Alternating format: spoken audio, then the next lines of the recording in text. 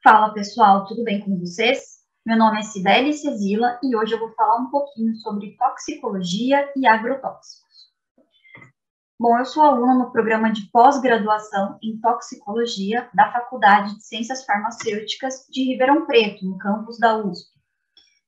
Eu vou começar falando sobre a toxicologia. O que é a toxicologia? Toxicologia é a ciência que estuda os efeitos nocivos decorrentes das interações das substâncias químicas com o organismo. Então, sempre quando a gente fala de substâncias químicas que causam danos tanto para a saúde humana como de outros animais e outros seres vivos, nós estamos falando em toxicologia.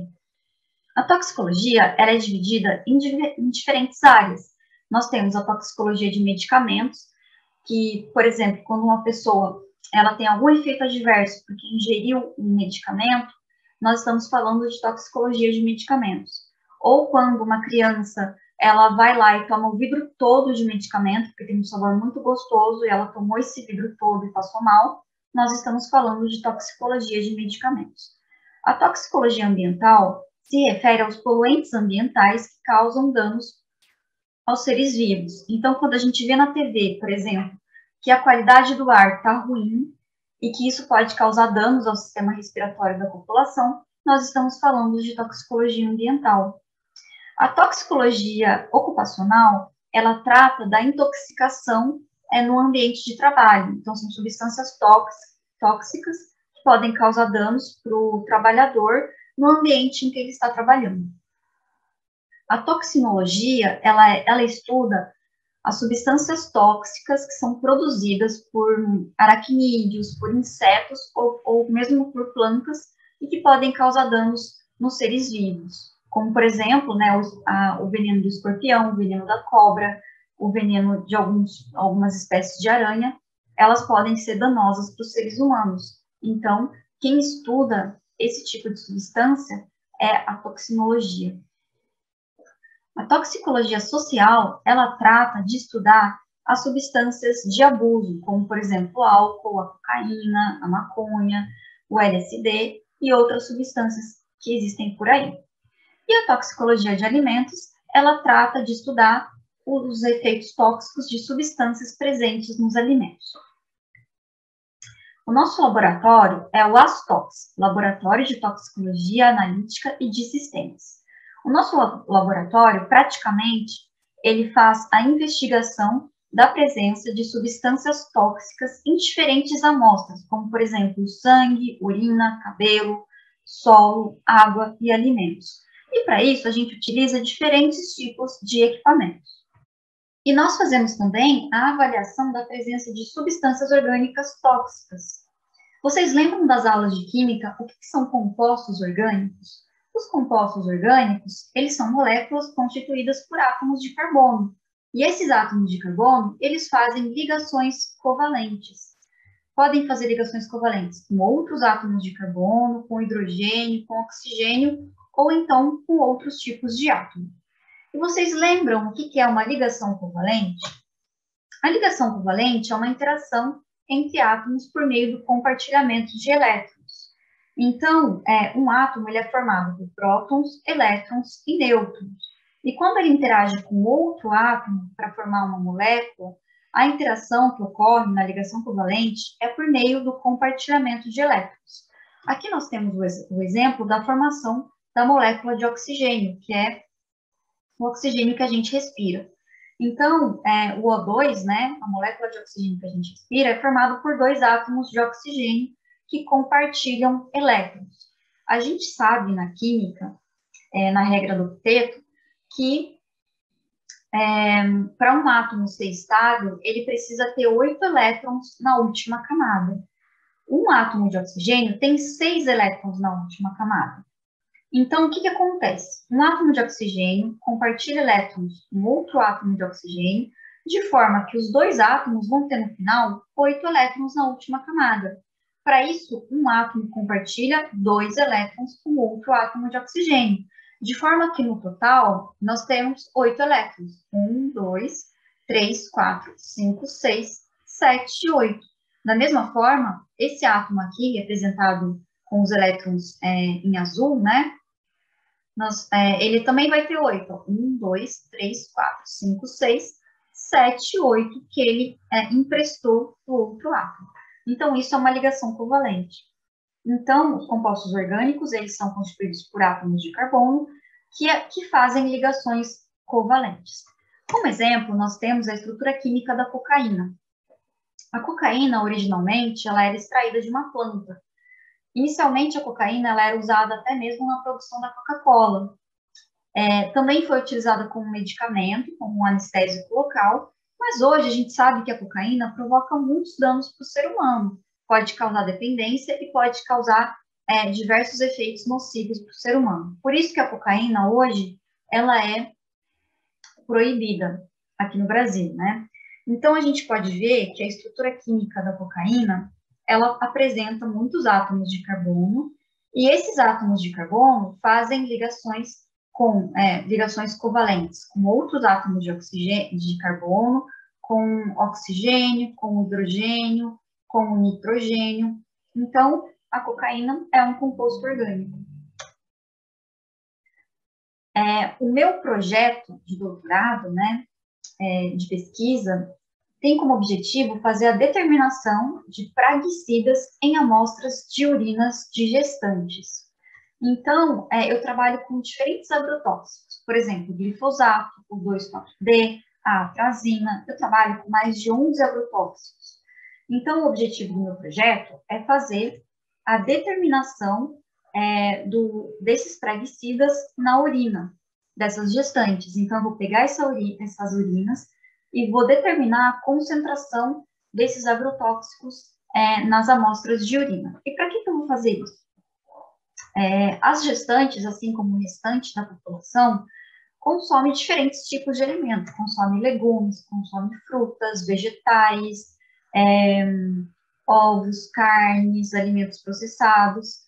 Em todos esses alimentos pode conter resíduos de agrotóxicos. Esses resíduos, eles são ingeridos junto com os alimentos, podem ser absorvidos pela gestante, né, cair na corrente circulatória dessas gestantes e pode chegar no feto.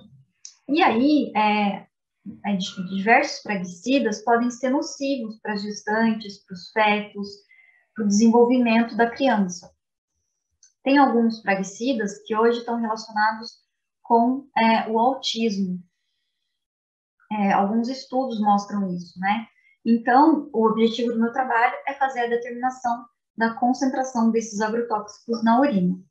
Para isso, eu utilizo um equipamento que se chama LC-MS-MS, que é uma sigla que significa cromatografia líquida acoplada à espectrometria de massas, que é esse equipamento aqui. Então, esse equipamento ele é dividido em duas partes. Essa parte aqui, ela é o sistema de cromatografia líquido. Esse sistema, ele é responsável por fazer a separação das minhas moléculas de interesse, dos meus agrotóxicos, né? Das moléculas de agrotóxicos. E por que essa parte é importante? Porque, assim, a urina, ela contém muitas moléculas. Ela contém moléculas que são produzidas no nosso organismo, né? Pelo processo fisiológico, e contém também moléculas que são absorvidas, né? Moléculas que são absorvidas, que estão presentes nos alimentos, na água que a gente consome, nos medicamentos, ou até mesmo no ar que a gente respira, ou em produtos que a gente utiliza, como, por exemplo, o protetor solar. Quando a gente passa o protetor solar na pele, pode ter algumas moléculas da constituição do protetor solar que é absorvido, cai na circulação sanguínea e depois é eliminado na urina. Então, na urina existe inúmeros compostos químicos, e aí eu tenho que fazer a separação das moléculas que me interessam. E para isso eu vou utilizar o sistema de cromatografia líquida. A outra parte do equipamento é o espectrômetro de massa, que é um equipamento muito complexo que vai fazer a identificação e a quantificação das minhas moléculas de interesse. Eu trabalho com amostras de urina, mas eu posso utilizar qualquer tipo de amostra aí nesse equipamento. Eu posso usar cabelo, eu posso fazer análise de compostos presentes no sangue, no solo, na água, em amostras de alimento. Então, esse equipamento, ele tem inúmeras aplicabilidades. Eu vou falar agora um pouquinho sobre o sistema de cromatografia líquida. Então, dentro desse sistema de cromatografia líquida, existe uma coluna cromatográfica, que é esse tubinho metálico cilíndrico que vocês estão observando aí. Essa coluna cromatográfica, como eu já falei, é um tubo metálico, e dentro desse tubo a gente contém uma parte muito importante, que está representada aqui nessa figura. Então, imaginem que essa parte aqui que vocês estão vendo, né, esse esqueminha, esse desenho, é a parte interna da coluna cromatográfica. É essa parte aqui, ó. Então, a gente observa que dentro da coluna cromatográfica, a gente tem espaços vazios que estão representados pela parte amarela. É por esses espaços que as moléculas vão passar. E nós temos também uma fase sólida, que está representada por essas figurinhas aqui em azul. Essa fase sólida, ela pode conter diversas características que vão promover a interação da coluna cromatográfica com a minha molécula de interesse. É assim que vai ocorrer a separação. Então, a fase sólida, ela é chamada na cromatografia de fase estacionária. E aí, quando eu vou injetar a minha amostra de urina, eu solubilizo essa amostra no que a gente chama de fase móvel, que é uma mistura de líquidos, ou um só líquido também. Então, a fase móvel, né, que é essa mistura de líquido ou um só líquido, ela vai transportar as moléculas da urina para dentro da coluna, vai arrastar, então, essas moléculas até que as moléculas vão sair separadas no final da coluna. Então, como que acontece esse processo, né? A separação das substâncias dentro da coluna vai acontecer através da diferença de afinidade entre as substâncias, né? A fase móvel e a fase estacionária. A minha molécula de interesse, ela vai interagir tanto com a fase estacionária como com a fase móvel. E é dessa interação que vai acontecer a separação das substâncias. Então, supondo que a gente tem aqui uma coluna cromatográfica, né? E aí, eu tenho aqui a minha amostra de urina. Nessa amostra de urina, nós temos muitas moléculas. Então, aqui eu estou representando 3 tipos de molécula. O círculo em roxinho é uma molécula que eu me interesso, que eu quero separar, supondo que seja um agrotóxico. O quadradinho vermelhinho é um outro agrotóxico que eu também tenho interesse em analisar. E os triângulos em verde é uma molécula que está presente na urina, mas que eu não tenho interesse em analisar. Ela é considerada, então, um contaminante ali da urina, mas que eu não tenho interesse de analisar. Então, o que vai acontecer? Quando eu injetar essa amostra na minha coluna cromatográfica, inicialmente, todas as moléculas estarão juntinhas, né? Só que o que acontece? As moléculas diferentes, elas vão ter diferentes interações entre a fase estacionária e a fase móvel. Então, supondo que os triângulozinhos em vermelho é uma molécula que eu não tenho interesse. E essa molécula, ela não tem tanta afinidade pela fase estacionária, ela tem mais afinidade pela fase móvel.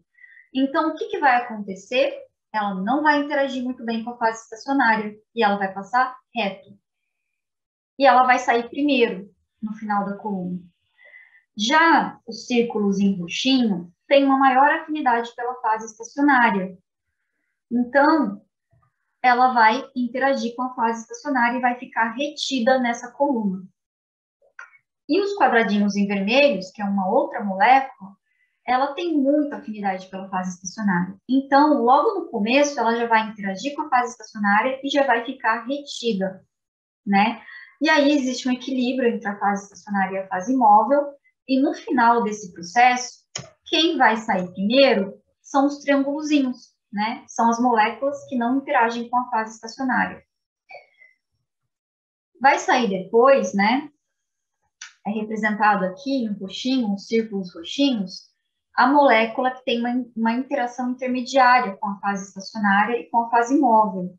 E por último, vai sair os quadradinhos em vermelhos, que tem uma maior interação com a fase estacionária. Então, é dessa forma que acontece o processo de separação.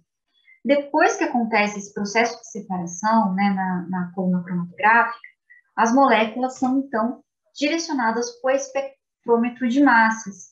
E é esse espectrômetro de massas que vai fazer, então, a identificação e a quantificação das minhas moléculas. Bom, existem diferentes tipos de colunas cromatográficas, né?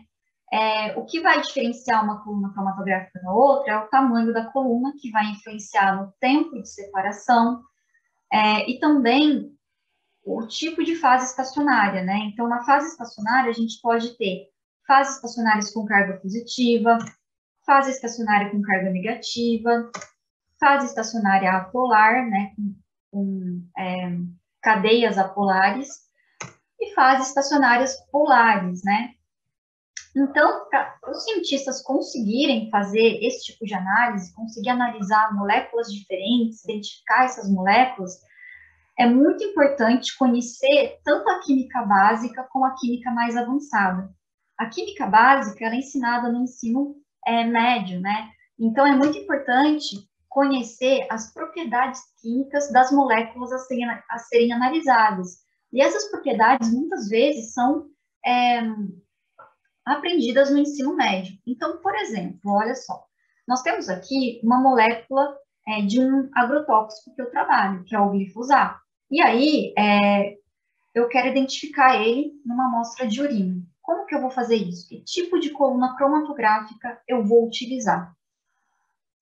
A gente percebe que a estrutura química do glifosato apresenta cargas negativas, como vocês podem observar.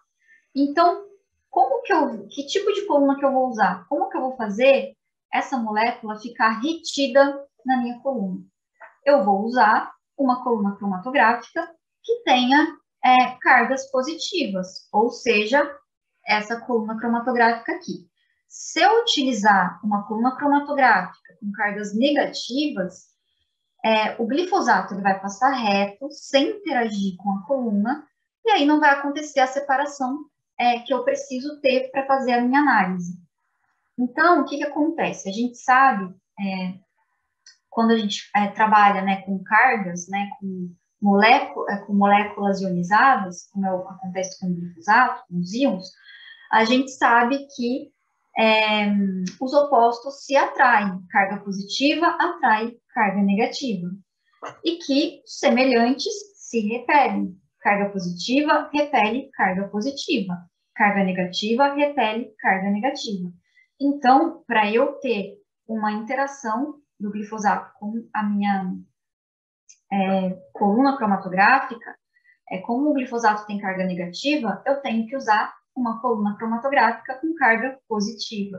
Então, isso os cientistas têm que avaliar. Hoje a gente tem inúmeras colunas cromatográficas com diferentes propriedades químicas, e aí os cientistas, então, têm que estudar para ver a coluna cromatográfica que mais se adequa ao seu objetivo. Então, esse tipo de interação, né, do glifosato com a coluna cromatográfica com carga positiva, chama-se interação iônica. Agora, aqui eu tenho uma outra molécula, que é o DDT. O DDT, ele é um agrotóxico que já foi muito utilizado no mundo. Ele foi utilizado a partir da Segunda Guerra Mundial. O DDT, ele causa câncer em seres humanos e ele também está relacionado com a mortalidade de pássaros. Por isso que ele já foi proibido na maioria dos países. Hoje em dia, o DDT ele já não é mais utilizado na maior parte dos países, né? E ele é altamente persistente no ambiente. Ele não é degradado com facilidade no ambiente. Então, ele pode permanecer no ambiente por muitos e muitos anos. E ele pode ser carreado por longas distâncias, através das correntes marítimas, através do vento, através da água dos rios, né? Ele pode ser carreado para o mar, e assim por diante. Tanto que ele já foi encontrado nos pinguins da Antártida. A Antártida é um lugar extremamente remoto, um dos lugares mais remotos do mundo, né? E lá o DDT foi detectado nos pinguins. Então, para a gente ver que as moléculas que o ser humano produz, que o ser humano utiliza, pode causar um impacto muito grande, mesmo em locais remotos, assim, locais muito distantes do local onde essas moléculas são utilizadas. Bom, então vamos supor que a Polícia Federal ela apreendeu um contrabando de agrotóxicos. Existem muitos agrotóxicos que são proibidos aqui no Brasil, mas a gente sabe que ainda eles são utilizados em decorrência do contrabando de agrotóxicos. E aí a Polícia Federal foi lá, apreendeu um contrabando e ela enviou um cientista, né, um investigador, um perito, analisar para avaliar se aquele contrabando é de DDT, porque a Polícia Federal está desconfiada que é DDT que tem ali naquelas amostras. Então, qual seria a coluna cromatográfica que o investigador vai utilizar para fazer a avaliação dessa amostra? Então, a primeira coisa que ele tem que olhar é para a molécula que ele quer analisar, que é o DDT. Então, a gente tem a estrutura química do DDT aqui. O DDT, ele tem características apolares, ele é insolúvel em água e ele é solúvel em solvente oleoso. Como a gente pode observar na estrutura dessa molécula, ela não tem carga nem negativa nem carga positiva. Então, nós não vamos utilizar a coluna com carga positiva e nem a coluna com carga negativa. Então, as possibilidades são coluna cromatográfica com fase estacionária apolar e coluna cromatográfica com fase estacionária polar. Qual das duas nós vamos utilizar? Nesse caso, nós vamos utilizar a coluna cromatográfica com fase estacionária apolar. Por quê, né? Como que acontece esse tipo de interação de uma molécula apolar com uma fase estacionária apolar? Bom, vou pedir que vocês pensem num experimento simples que vocês podem fazer muito facilmente. Então, vocês vão pegar um copo com água e vão colocar um pouquinho de óleo de cozinha aqui dentro. O que vai acontecer? O óleo não vai se misturar com a água. Ele vai ficar... a gente consegue observar que ele vai formar gotículas ali, o óleo vai ficar no formato de gotículas, né, espalhadas no copo de água, mas ele não vai se misturar com a água. O que acontece? Por que isso acontece com o óleo? O que vai acontecer é que o óleo ele é apolar e a água contém moléculas polares, certo? O apolar ele vai se repelir, ele repele o polar. Então, ele tende a repelir a água, repelir o que é polar, e vai ficar juntinho com o que é apolar. Ou seja, moléculas de óleo vão ficar juntinhas com moléculas de óleo e vão formar, portanto, as gotículas que a gente observa. A mesma coisa vai acontecer, né, de forma semelhante, com a coluna apolar. Porque o que acontece? Além da coluna, a gente usa a fase móvel. E nesse caso, a gente usa uma fase móvel mais polar, certo? Então, as moléculas de DDT na fase móvel polar, elas vão repelir a fase móvel polar, da mesma forma que o óleo repele a água. E aí, pelo fato do DDT repelir, né, as moléculas polares da fase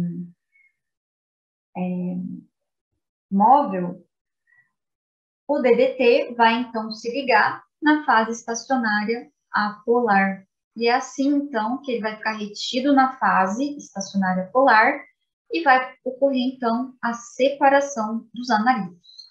Esse tipo de interação é chamada de interação hidrofóbica. E aí, o que acontece? Depois que a gente faz a separação cromatográfica, como que o equipamento ele vai identificar e quantificar as moléculas? Bom, então a gente vai agora falar do espectrômetro de massa. Porém, o espectrômetro de massa é um equipamento muito complexo, é um equipamento que exige bastante estudo, uma química e uma física bastante aprofundados. Então, eu vou falar de uma forma bastante superficial sobre como que esse equipamento faz para identificar e quantificar essas moléculas. Então, a primeira coisa que o equipamento faz é pegar as moléculas que estão separadas e ele vai fazer a ionização dessas moléculas, ou seja, ele vai colocar nessas moléculas cargas positivas e negativas. E aí, o equipamento ele consegue fazer a avaliação da razão massa-carga dessas moléculas ionizadas. Depois que o equipamento fizer isso, ele vai pegar essas moléculas ionizadas e vai promover a quebra dessas moléculas. E aí, é o que a gente chama de formação de moléculas filhas. Essas moléculas filhas vão ter também outras razões massa-carga, que o equipamento vai analisar. Então, o equipamento ele consegue ser muito sensível e ele consegue, pela razão massa-carga, identificar qual molécula ele está lendo. E ele, através da quebra também, ele vai conseguir fazer esse mesmo processo e vai conseguir tornar todo esse processo muito sensível. E além dele conseguir determinar a razão massa-carga e identificar, ele consegue contar quantas moléculas estão passando ali. Então, ele consegue determinar, né, de uma forma bastante simplificada, que eu estou explicando, a concentração das moléculas de interesse. Bom, pessoal, e aí a gente fez um videozinho, então, para vocês entenderem como que esse equipamento funciona. Bom, então a gente coloca para fazer a leitura aqui, né, no computador que comanda todo o sistema. A partir desse momento, o computador manda sinais, então, para o equipamento, né? Então, o primeiro equipamento é esse daqui, essa parte, né, que é o LC. O LC, ele vai, então, pegar a amostra que estava lá no tubinho que eu tinha colocado anteriormente. Vai injetar no sistema. Lembrando que tem a fase móvel aqui também, que está sendo injetada. E aí, toda essa solução vem para as bombas, onde são misturadas, então, com a fase móvel, né, que ficam na parte superior. Aí, as soluções vão passar aqui, então, subir, passar pela coluna cromatográfica, onde vai haver, então, a separação dos compostos de interesse que eu quero, no caso, é o glifosato e o seu principal metabólito, o AMPA. E a mistura vai passando aqui por esse caninho e entra, então, no sistema do Massas, né? Aqui no Massas ocorre a quebra das minhas moléculas de interesse e então ocorre a leitura. A leitura então é processada